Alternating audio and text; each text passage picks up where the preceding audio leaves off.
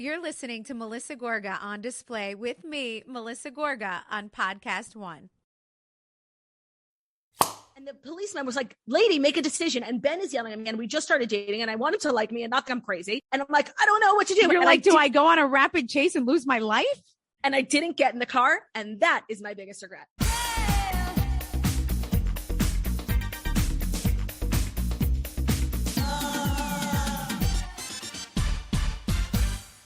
All right, everybody. I'm really excited about this one. She's super talkative and super opinionated, and that's why I love her. She is an Instagram icon. She's a New York Times bestselling author.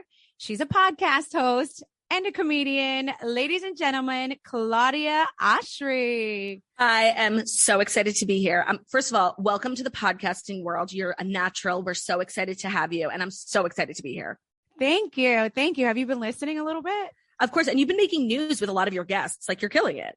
I know. Thank you. Thank you. Yeah. I feel like I'm picking them very specifically. I'm watching what's going on and then trying to like go from there. And like, you know, I want things that matter. Yeah. And you're doing like different guests, not just like Housewives stuff. Like, you're really pretty broad.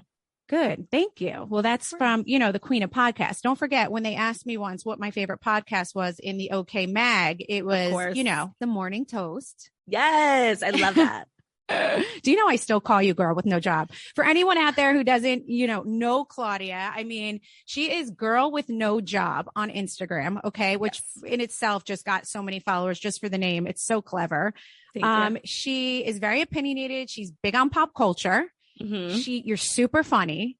You're a comedian. You're super talkative. You're just a lot of things. You're like a girl's girl, and you're just fun too. And you have energy. Also like a Bravo super fan. And so I'm personally really excited to get into the Housewives portion of this podcast, because this season of Jersey is the thing with Jersey is like, it's never what you think it's going to be, you know? Really? So have you started watching a little bit? Tell me real quick. Let's just get into it. Go ahead. I saw the first episode, and then I was able to get a screener for the second episode. And I'm about 10, 15 minutes in. You, Gia, Teresa, and your husband are all fighting outside Teresa's house. And I feel really strongly about it, because while I try and see all sides of every argument. I try and be a reasonable person.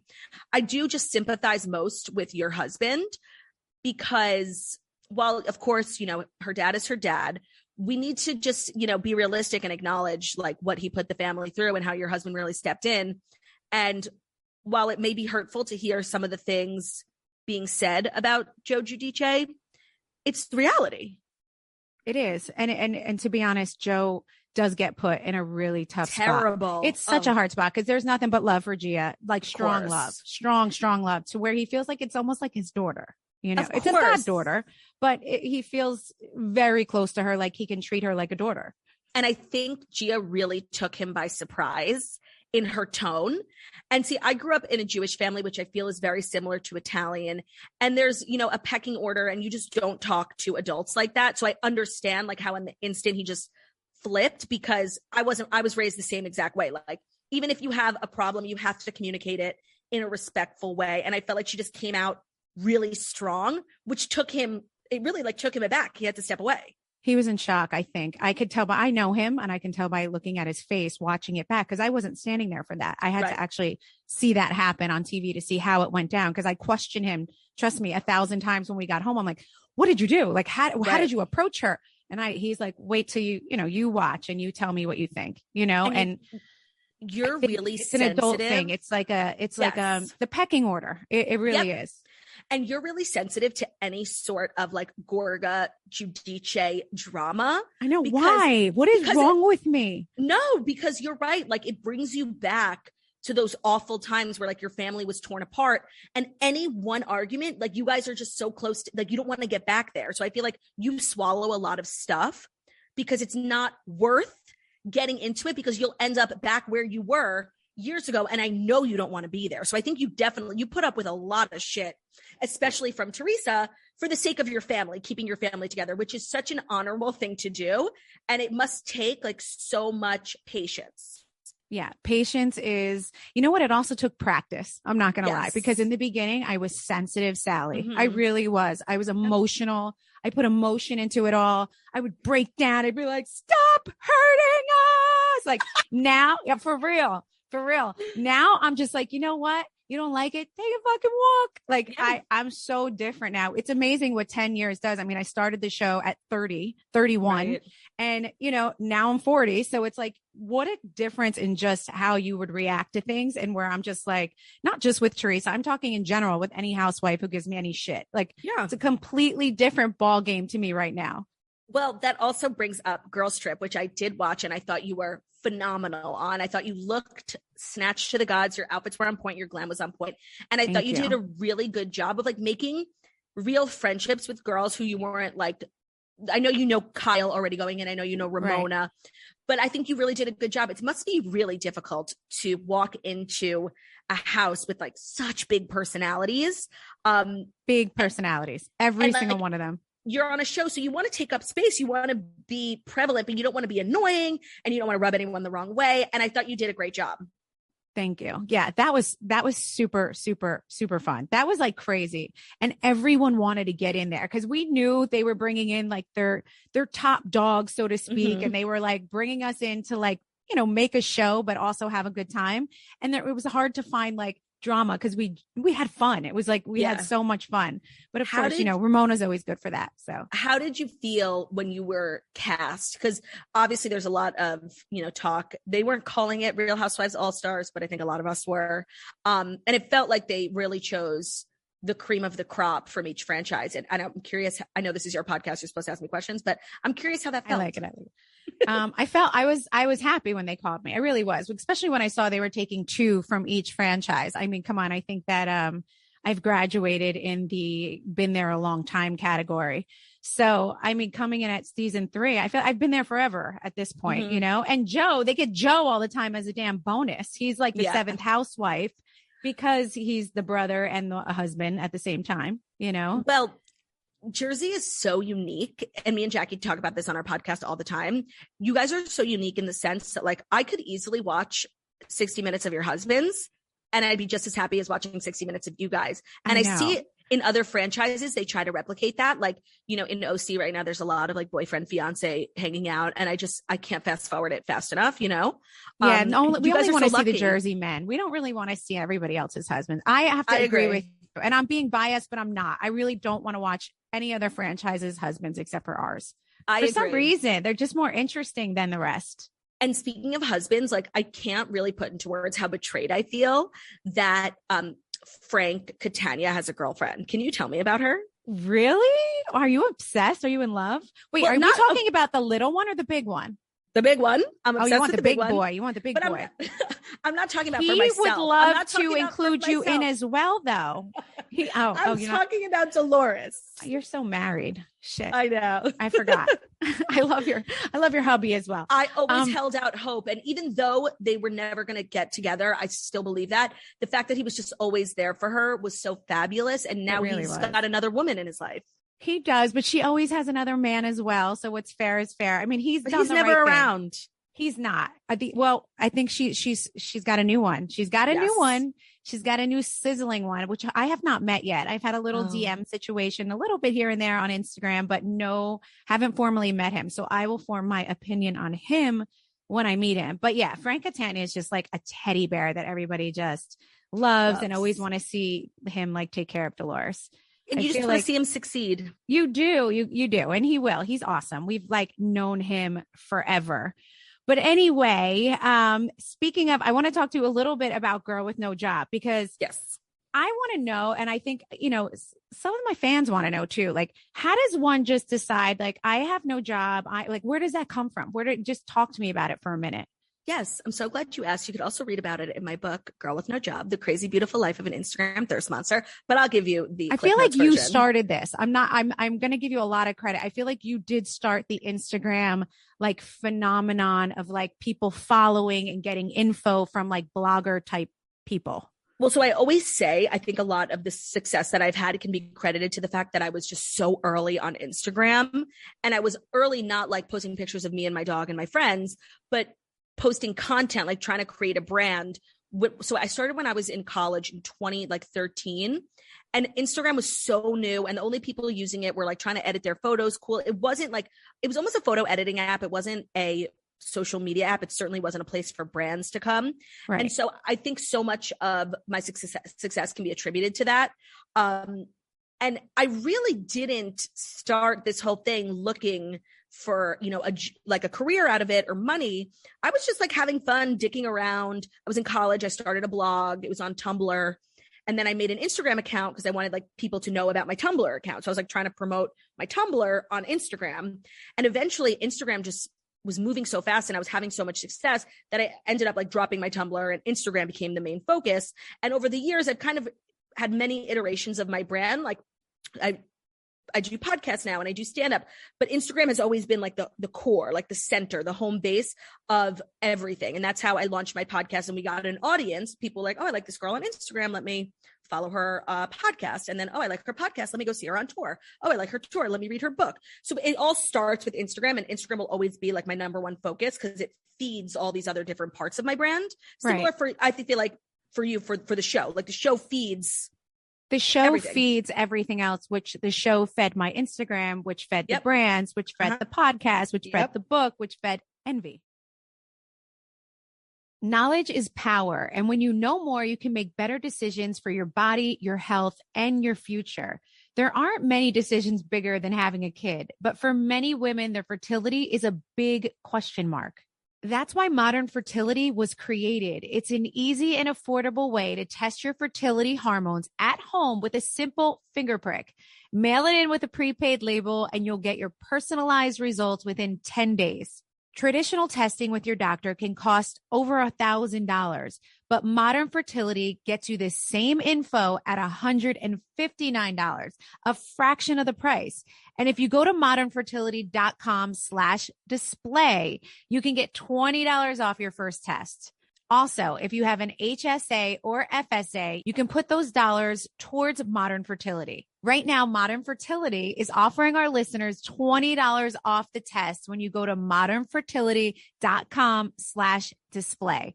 That means your test will cost $139 instead of hundreds or even thousands of dollars it can cost at the doctor's office. Get $20 off your fertility test when you go to modernfertility.com/display. modernfertility.com/display.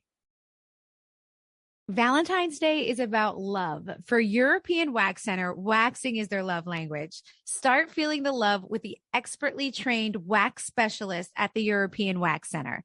Fall head over heels for smooth at European Wax Center. When you visit European Wax Center, you get the best by the best. Their certified wax specialists are expertly trained in prepping, protecting, and pampering your skin. The secret is in their signature comfort wax. It's a proprietary blend of beeswax sourced from Europe and other skin-soothing ingredients that allows them to remove hair easily for a virtually pain-free experience.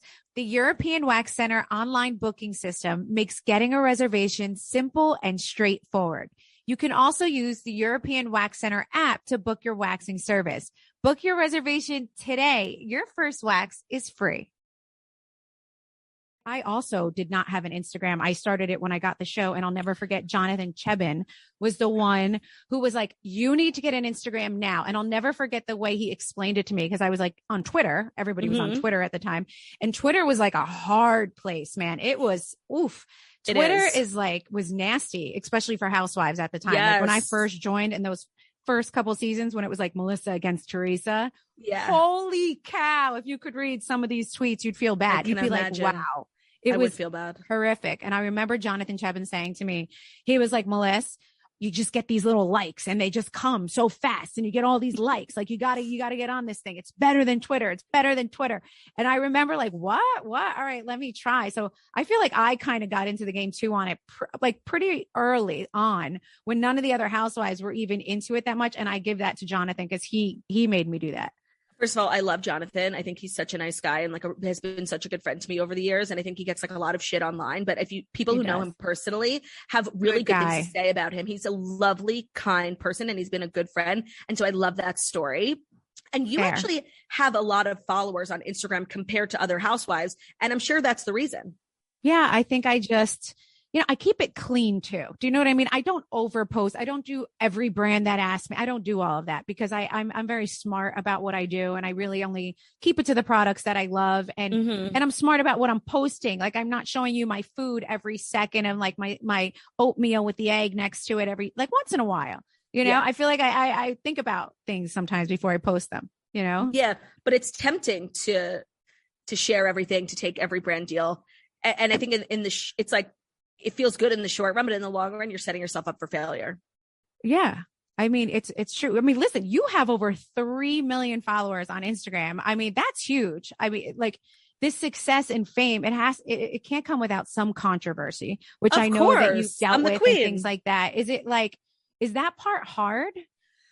Yes, because I think some people are really built for this lifestyle. Like some people, and I pretend like I'm this girl who like doesn't give a shit what anyone says, but like I'm deeply insecure and I am such a people pleaser and all I want is to be liked by everyone. And that's why I got into this line of work. Like I just want to be beloved.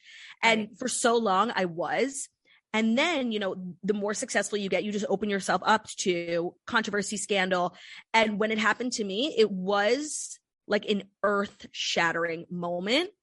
I was also pretty young when it happened. I think I was like 23. So just how old are you right now? 27. Okay. So, and I attribute a lot of the growth that I've had in the last few years to those scandals, controversies, because I really had to toughen up. It's just not normal. I remember I watched The Social Dilemma on Netflix, which is a really good documentary. And they said, it's just not normal for human beings. Human beings are not meant to receive daily so many opinions from other people about themselves. It's not the way we were meant to socialize. So it does, like, it eats away at you. I'm sure you can relate. Like, I feel like I've gotten better, but I've also gotten worse. Like, I can't explain it in other words than just, it can really chip away at, and I used to be soul, that girl. Almost. Yes, it does. I know it does. I used to be that girl who was like, I don't care, but I fucking care now. Like, lot. These days are strange to say the least. I mean, like with everything that just goes on. I mean, how do you navigate everything and still stay, true to yourself and to your fan base? You know what I mean? How do you do that and navigate through all this? Because you're very opinionated. You want to say what you say, and it's like, how do you do that while still staying true to yourself? I mean, that's the challenge. So to be honest, there's two things I want to say. The first is that I remember like a while ago, Chrissy Teigen posted a tweet that resonated with me so much because she used to get like just shit all the time. Oh, I know. And I love Chrissy, by the way. I've been to her home. I know she gets a lot of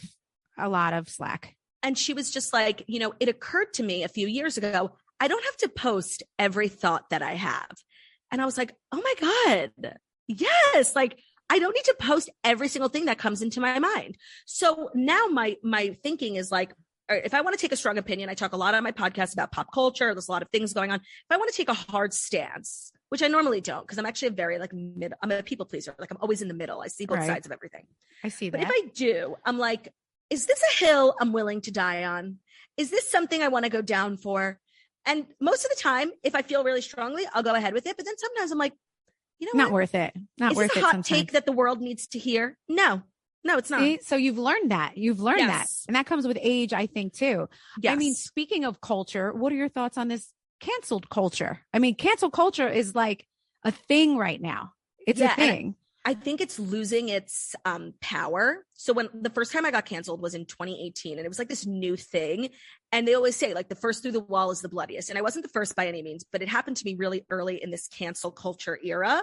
And it was so bad. But now it's happened. It's scary. It's scary. It's scary, especially. I mean, listen, we all make mistakes. Everyone should have a pass once in a while to make a mistake. But when you're in the public eye, it can be very scary to be in the public eye these days, because you can get canceled tomorrow and your whole career and every dollar that you make is literally wiped out the door because of something stupid or you wouldn't think before you spoke or something like that. And that is very, very scary. It's when exactly this is your career. Yeah, of course. And especially in social media, like the age of kids getting famous on social media is getting younger and younger and younger. And who's dumber and makes more mistakes than young kids? That's what you're supposed to do in your youth. And so normal kids make mistakes, they grow up, they learn from them, and then they don't have to feel the consequences of their mistakes 10 years later. But when you exist, grow up online, those mistakes follow you. And so while it's an enormous privilege to have a platform and all the opportunities, the money, everything that comes with it, there's also quite a few disadvantages of growing up on the internet, because the internet never forgets anything. No, they never forget. I mean, I feel like when I first got on the show, they were Googling, my father passed away when I was 16. They were finding, like, there was no internet when he was like around, really. There really wasn't.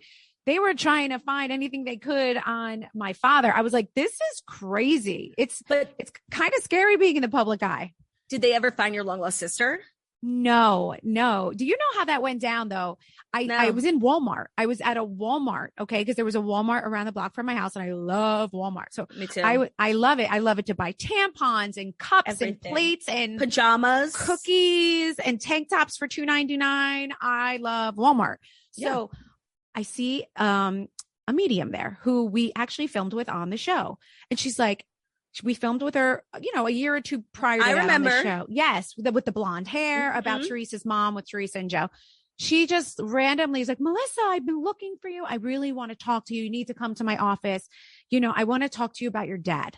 And I was like, that was very tempting. First of all, this woman has a wait of like 3 years just to get in with her. She is known to be like amazing around here. So I go like that week, I go to see her and she says to me, listen, she talks to me about my dad the whole time. And she says, listen, you have, your dad has a love child out there. You have another sister. She's out there. So of course I go and I do the 23andMe, right. And I try to find her. I didn't find her, but then the whole, internet says like fake storyline. You did that to be fake. Like, no, this really, I went to the damn Walmart. She told me this.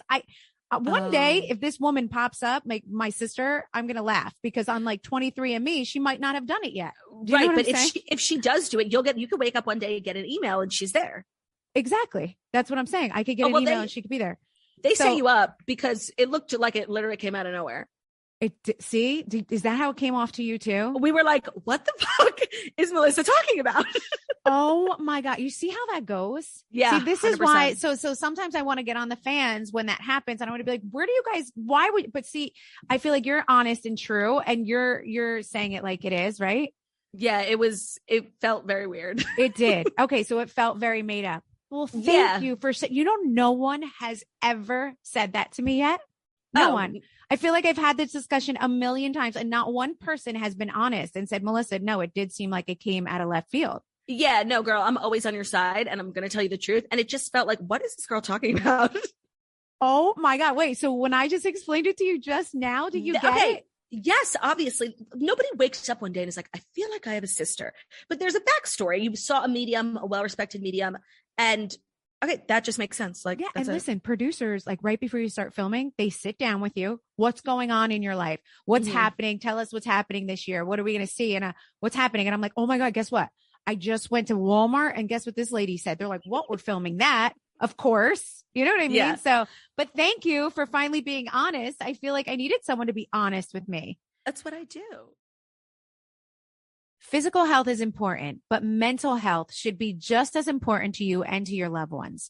Whether you're struggling with grief, relationships, or stress, or you're just having trouble sleeping or meeting goals, online therapy might be for you. Betterhelp is secure online therapy that offers video, phone, and even live chat sessions with a licensed professional therapist. BetterHelp will assess your needs and match you with your own accredited therapist in under 48 hours.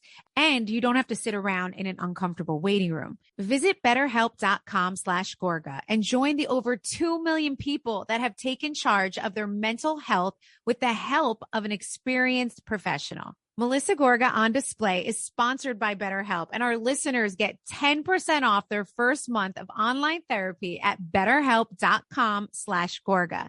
That's betterhelp.com/Gorga. Be sure to treat yourself and your mental health. Speaking of like pop culture and celebrities, I have to ask you just like a couple First of all, are you like in with the Kardashians? What's your thing with the Kardashians? I feel like they like post you, they know you. Like, what's your deal with them? Have you met them? I've met a bunch of them. Okay. I don't believe that they know me. I feel like they do. So, well, because you know Simon, so they know you. So over the years, they've come and go and liked my pictures, like a couple DMs, not like nothing to write home about. Personal. Okay. Nothing personal. I did. You want to hear the craziest story? I don't think I've spoken about this on my podcast. I went to Simon's wedding and I was on my way home and I have 2 Instagram accounts. Girl with No Job is like, where I post all my crazy, where I look ugly, like Girl with No Job that has 3 million followers. And then I have a personal account where I just like to post pictures of like my family, my dogs, like real life. That's real life. That's like 250,000. And I posted like, a bunch of like thirst traps from Simon's wedding. I was like looking so cute. And I was on the plane home and my sister texted me and she's like, Claudia, Khloe Kardashian liked 2 of your photos from your LA weekend on your personal account. And I was like, excuse me, ma'am, what? So I went and she did. And I was like, what the fuck? And I sent her a message. Happy. Oh my God. Like my life was made. I sent her a message. I was like, oh, so good meeting you. I did meet her at the wedding. So I was like, maybe she like, she's a doll. She really is the sweetest, nicest. I thought maybe, she was taken by my presence and she then stalked me and I sent her a message. I was like, so good to meet you. La, la, la. And she never answered. Right. But all right. She liked the pictures though. That was good. I remember the first time she liked a couple of my pictures. I was like, oh, Khloe, stop it. Wait, the other day, J-Lo, I did a promo for Bravo and J-Lo posted it. And I was like, oh yes, my spirit sister, post me. I love you so much. If you could be best friends with like any celebrity, would you choose J-Lo? I mean, I don't know about best friend. I feel like she is she's got that like New York vibe. Like, I feel like I can vibe. Like, I feel her energy. Yep. I chew gum the way she chews gum. I notice that like when she speaks, I'm like, I do the same. Yeah. I feel like our mannerisms like have a lot. Yes. Like I could just feel her, like the way she moves. Do you know what I'm saying? Does that make sense? Do you have a celeb that you feel like you can like resonate with a little bit? The thing is like when your whole life is like consumed by pop culture, like you really can't boil it down to just one. I go through phases. Like I would say the number one person that I like fangirl so hard for and have like my whole life is Taylor Swift. Really? Have you ever met her? No. Okay. I did get a package from her once. Wow. Of like merch, and it was like there was like a note and it said from Taylor. Like it was amazing. But I actually think if we were to hang out, like we are not the same person. Like I think we're actually quite different. I think if we were just 2 regular girls in high school, we would hate each other. Really? Yeah. I don't see her as like, I would never in a million years thought that you would have just said Taylor Swift. Like never. I don't know why that was not. I thought you were going to say like Nicki Minaj. No, since I was in like the 8th grade, my roots with Taylor Swift run so deep, and I've only grown more in love with her with age, because she's 31 or 32. I'm 27. So we go through like similar life cycles, and I just, I love her. Okay. I think everyone loves Taylor Swift. I mean, she's just a lover.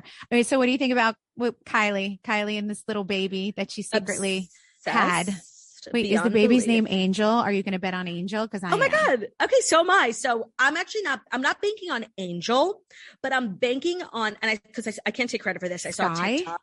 I saw a TikTok of people just like putting together that in the last couple months, everything they posted, like from, the sonogram and like shit like that, they're using angel emojis. And then all of her friends were commenting on the picture of the baby's hand was like, oh, angel boy. Sweet angel baby. Yes. I saw all this. While I don't think it's Angel, I do think it is a name, synonymous with angel, heaven, clouds, like something. My sister Jackie thinks it could be Sunny, Sunny, stormy and sunny. Oh, well, there you go. I mean, I don't know if she would do that. That is like I don't know about that. I think we're all wrong. Do you? Okay. Because then there was like the 2/2/22, which means heaven as well. It's like an angel day or something. Yes. The date. Yes. Okay. So that's that. I guess we'll find out what it is and we'll see each other and decide if we were right. Just talk to me for a second about Kim and Pete. Like, are you still in shock, or do you believe it now? Did you not believe it at first? Are we in shock over it? I believe it now. And I think I believed it when it first happened. I was just like, this is so cliche. Like, Pete is just out of control. Like, how does he keep pulling? Someone tell me, has someone ever met this boy? Like, is he so charming? Never met him. But what I've surmised is that he is so funny, kind, charismatic, a personality you want to be around. And he must have a huge penis. I mean, and it must do wonders. Like it must be like magical. yes, magical, magical, magical. I mean, and then like how Kanye's coming out. Are you agreeing with this? I mean, he really, I feel like putting that on Twitter or putting that out there is just making it a bigger thing. So we just did a segment on this on the podcast. So if people listening and have already heard it, sorry. So Kanye's very averse to social media. Like he doesn't really post on social media. He doesn't promote his brand on social media. No. And in the past, the only times when he's been really, really active on social media and posting these crazy rants are when he's dealing with his mental health. And, then weeks later, he'll explain what had happened. And so these Instagram posts are reminding me of the last time he went on a crazy social media rant, which was on Twitter, said crazy things about Kris Jenner and the whole family. And then it turned out he was having, trouble with his mental health. So he was having a breakdown. So I don't like, this is just reminding me of that. And I feel like, all these Instagrams and gossip channels are like, oh my God, the drama is so crazy. And it's kind of just making me sad because I think he's in a bad place. I agree. I think he's probably spiraling right now and it's all in front of him. I mean, when you have that many children, it's got to be hard for any man to pass over your beautiful, successful wife and your 4 beautiful children, so to speak, to any other man, because I'm sure Kim's going to have those children most of the time. Let's be real. I mean, I'm sure that's where they're going to be. I think that when he looks back on the marriage, I mean, I don't know these people, I'm just guessing, but well, we both are. I think Kim was intending to be married forever and he made it so hard on her. I think, he moved really pretty much permanently to Wyoming, to his ranch. He was never with her, never with the kids. And so I think that the fact that she actually went through with the divorce is shocking to him. And now he's like living this life of regret. And I think that has to be contributing to his struggle with his mental health, like knowing that he could have tried harder. I agree.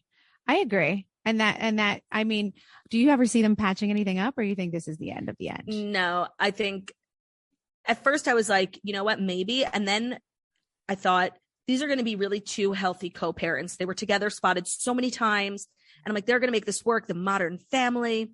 I thought the same. Definitely not. I don't know. No, I know. In the beginning, I was like, no, they're going to do this. They're going to be that celebrity couple that shows it's all good. And we still love our kids and we get ice cream on a Sunday if we're in the same town. But like, I have changed my mind on that. I mean, I hope they turn it back around.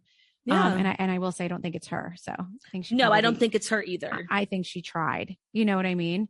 Okay, I think she tried so hard. Give me anything that's ever happened, like because I know you've gone to a couple of events and things. Have you ever give me something with a celebrity that has shocked you, or has anyone ever let you down or had like something bad? You ever have a bad run-in? I apologize for promoting my book, but every question you ask is directly answered in my book. Well, so you must have answered what the people want to know.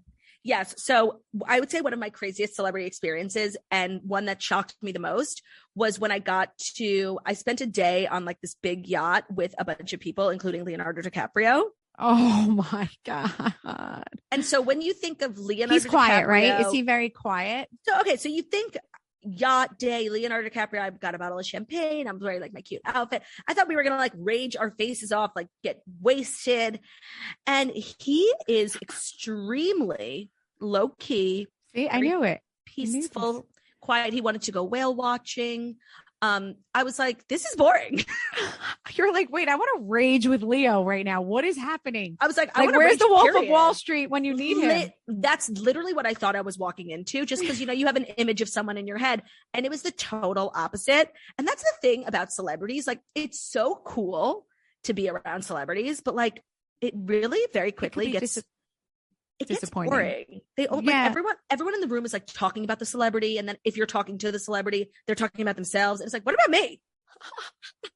I'm interesting too. The truth is, you're right, because I've been in plenty of rooms with plenty of them, and I think everyone gets high hopes. Even if I just take someone with me to like watch what happens live or like whatever it may be, and like, it's not as fun as everyone thinks it is, because I think the celebrity has to hold their ground and their persona, and they're not as like let loose. There's a couple that I've met that have blown me away. Like for instance, Leah Remini.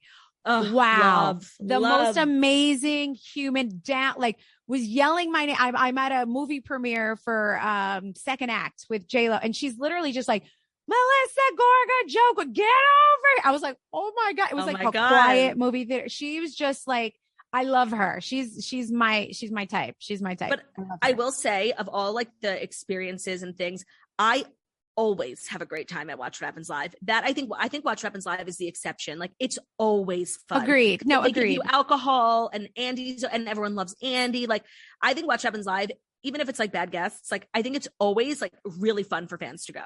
No, it is. But I think because I'm trying to think of where I've even brought like people to go. They just think they're like, we're going to hang with the celebrities all night. I'm like, guys, no, you're going to sit in the audience. You're going to have a drink. But like, it's just, I feel like people amp themselves up over like what it's going to be to hang out with celebrities.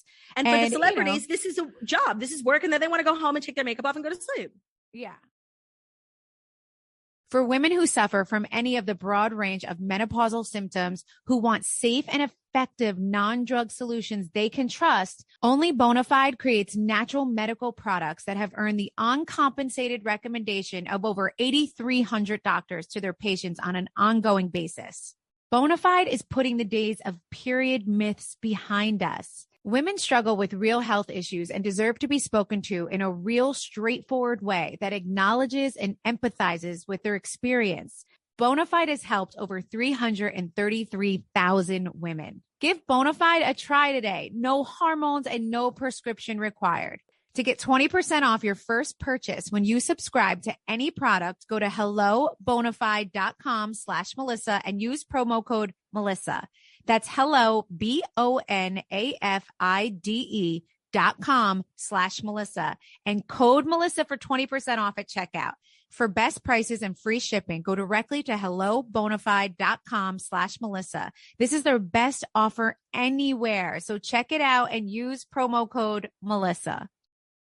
Hey everyone, this is Heather Dubrow, and do I have some exciting news for you? We are launching a variety of new episodes that are going to have amazing special guests, some of my close friends, and so much more. It's going to be really fun, and we're going to get to hear from fans, new friends, and get an inside look of my world. We're really excited for you to listen and join in for Heather Dubrow's World on Podcast One. Episodes drop on Thursdays and Fridays. Tune in on Spotify, Apple Podcasts, or wherever you get your podcasts. Okay, well, let's spend just 5 minutes because I want to talk to you about your comedy tour that starts tomorrow. Yes. You're a comedian on top of all of this. It's called Not Like Other Girls. Because I'm not like other girls, Melissa, and neither are you. I know. Are we not? Am I not We're either? not. That's such a compliment. I like that. How do you do this in this day and age of cancel culture too, though? Like, is that so hard to come up with your acts? And by the way, I'm sure you've seen like Joe is doing this whole. Yes. I threaten his life. Like every time he walks out the door, I'm like, okay, if you cancel us because what you say affects me. So I'm like, watch yourself, because he doesn't even know. He would never even mean to say something, right? But it's going to come out. Like, how do you do this? How do you write a skit like this? So that's something that's always on my mind. And for the first tour that I did, which was like 2018 to right to the beginning of 2020, my whole philosophy was like, I can't get canceled if I'm making jokes about myself. So my whole show was like self-deprecating, which it really is my brand of humor anyway. So I felt really safe. I'm like, no one's going to be mad if I'm calling myself, moronic and dumb things, because it's me. Because you can talk about you. Yeah. And it did work. And that's really my favorite thing to talk about is myself. But then with this tour, there's just so much going on in the world. And it's so hard not to poke fun at it's like the world we're living in is not real.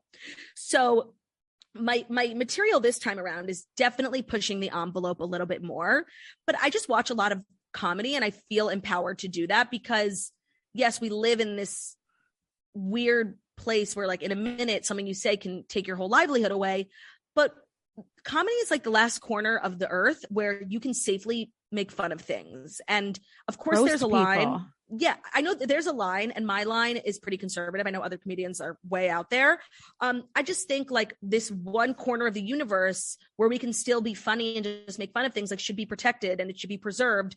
And I want to contribute to that. So my stuff this time is like, it's not crazy by any means, but it's more crazy than things I've done in the past. And that's only because the world we're living in right now just is begging to be made fun of. Well, I agree. And I think when people go to a comedy show, that is the one time where you should let down, like, oh, I'm going to judge every little word they say and take it to heart and think that, they are not liking this type of person or that type. It's funny. It's a joke. Yeah. If you're there talking about Italians and you call us like guineas or something, we need to not take offense to that. If you say we talk with our hands, if you say that we are whatever, like we need to be like, you know what? It's funny. It's what we're known as. And, sometimes there's two valuable things that I think as a society we can take away from just comedy. The first is that sometimes it's just not that serious, like it's a joke. It doesn't need to be a metaphor for what's going on in the world. It's just a joke and we can move on and forget about it. And the other thing is that nobody is forcing you to be here. Nobody's forcing you to listen to my podcast. No one is forcing you to follow me on Instagram. If you don't like what you're hearing, we are so blessed. We live in a free country. Get the fuck up and go. Go. You don't need to announce your departure. Unfollow. It's not an airport. You don't need to announce your departure. Just go. Right. There's content out there for everyone. And if you don't like it, fucking Hallelujah. That's all I gotta say to that. That goes for listen. Anybody out there. You don't have to listen. You don't have to comment. Watch. Just take a walk. I mean, for real. Okay, well, good. Your first one is in Connecticut. Super excited. Make sure everybody goes. You are super funny. Just in person too. You're super funny. So before I let you go, we're just going to end with a segment that I do with everyone. Some rapid fire questions. Okay. It's called Grilled with Gorga. Are you ready? That. Yeah. Okay. Here we go. Your first celebrity crush. Joe Jonas. Ooh. Okay. Favorite 80s song. Wasn't alive. I know. What is with you people? Okay. You're like Karma Chameleon, Karma. You know what I mean? I like that song. I just don't know give what me your songs. favorite 90s song, you freaking 30-year-olds, 20-year-olds. You're a 20-year-old. Anything from the Spice Girls. Oh, really? Okay. I love that. Okay. Biggest regret. Oh my God. Okay. One time, this is it's not rapid fire. It's like a bit of a story. Do you have a minute for me to tell you it? Yes. So, when me and Ben were dating, we were on 72nd and 3rd Avenue having lunch. We were walking out of the restaurant. There's a bank on the southwest corner and we're about to cross the street past the bank. And this man comes flying out of the bank on foot, running. He drops this thing. The whole street fills up with red smoke. All these dollar bills start flying all over the place. I pick one up and there's a big hole in the middle of it. So this guy had robbed a bank and then dropped, because they put these weird like security things around it. So the money all has holes in it if somebody steals from a bank. So the street I did not know this. The street is flooded with dollar bills with like big circle cutouts in the middle. And I'm like, oh my God, what should we do? Should we call the police? And I saw everything. And then the police 2 seconds later, boom, show up. They're there. And I'm like, I saw. And they were like, tell us. I'm like, he was wearing a purple polo, light wash jeans, sneakers, and he ran north on 3rd Avenue. And they're like, get in the car. We're going to find him. Like, you know what he looks like. And I was like, fuck yes. Ben was like, are you kidding me? Like, are you really going to get in that car? That's so dangerous. I'm like, what? And the policeman was like, lady, make a decision. And Ben is yelling at me. And we just started dating and I wanted to like me and not think I'm crazy. And the policeman is like, get in the fucking car, bitch.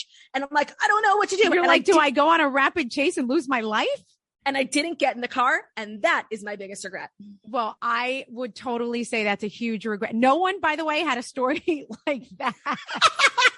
That's definitely one of my biggest best stories yet. Just FYI for you. Upsetting. Crazy. And by the way, I had no idea that they put, so even if they were to recoup the money, like you don't get the money back. It has holes in it. Red dye all over it. They make sure that if you steal from a bank, you can't use the money. Like it's not worth it. Okay. Exactly. Best decision you ever made? Getting married. Oh, pet peeve. What's your pet peeve? Everything, but more importantly, when people are eating and they're having like salad with like dressing and they get like dressing in the corners of their mouths and they like don't lick it up. I think it's disgusting. I just said mine is when you eat with I can't watch people eat. I don't want to see the food in your mouth. Agreed. Your worst date you have ever been on, maybe before your husband or with?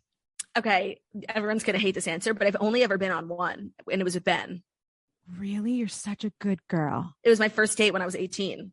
Oh my God, you good little girl. I love that. Okay, so it was a good one. Okay, your first concert. Miley Cyrus, Hannah Montana, Best of Both Worlds. Yes. Okay.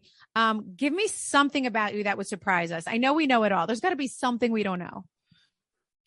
Well, it is in my book, but here we go. Got to get that book. When I was a child, like I think because I'm very extroverted, I'm super outgoing, I'm not really shy. I think a lot of people would assume that's like how I was as a kid, but I was actually like a deeply troubled child. I had incredible anger issues. Like I would throw these like insane fucking temper tantrums. Like there was talk about medicating me. I was really like a deeply troubled child. Really? And you just grew out of that? I just grew out of it. Really? Well, that's a lot of hope for a lot of moms out there who are probably dealing with a temper tantrum type child. Read the book. It's all in there. Wow. Okay, good. Well, you know, I'm going to ask the girl with no job. What was your first job? It was babysitter / camp counselor. Okay. Oh, a little camp counselor. You just sound like you were like very wholesome, which you are. I don't see you as right now, but you're so wholesome. I did grow up like in a very, you know, wholesome household. Wholesome, like bubbly, like Got it. that is Cute, accurate. cute. Now I'm Brady an animal. Bunch. Yeah. Yeah. Okay. What's your favorite late night snack? Like when you're watching TV at night? Baked Lays. Wait, what? Baked Lays. Oh, baked Lays. Okay. Baked ones though. Okay. Yeah, I hate got it. regular Lays. I think they're disgusting. Okay. Agreed. So, what are you watching right now? What's the favorite TV show to binge watch? I'm obviously watching everything on Bravo. And I just finished Ted Lasso, which I loved. I thought it was such a good, positive show. Just like fun, easy, light, hilarious. Highly recommend. I have not watched that yet. Should I watch that? You and Joe will love it. And you can watch it with your kids too. It's like super appropriate. It's hilarious. Nice. Okay. All right. And I always end with this question. If Claudia it was all about you today, you woke up and it was all about you, like, what do you do? How do you treat yourself? I do absolutely nothing. Like I lay in bed, I watch TikTok, I eat, I order in. I never have to get out of bed. I have a heating pad. I have my dog. I don't have to walk my dog. Someone else is walking my dog and I'm just doing nothing. Oh my God. And that's the best day ever for you. Ever. Or I'm hanging out with Taylor Swift and Kim Kardashian, trying to make them see eye to eye. Got it. I love it. All right, Claudia, I love you. You have been wonderful. To all my listeners, if you don't already follow her, you need to follow her on Instagram. You need to go watch her comedy tour. You need to read her book because so many of my questions were in her book. You know, check out everything. Check out her crazy life on Instagram. Claudia, thank you so much for coming on. I adore you and I adore your podcast as well. So good. I love you. Thank you for having me. This was so fun and I would love to come back. And you have to come on the toast anytime I will. you want. I'll be there soon. Let the season get in a little bit and I'll be there. Perfect. You're the best. All right. I'll see you soon. Bye. Bye.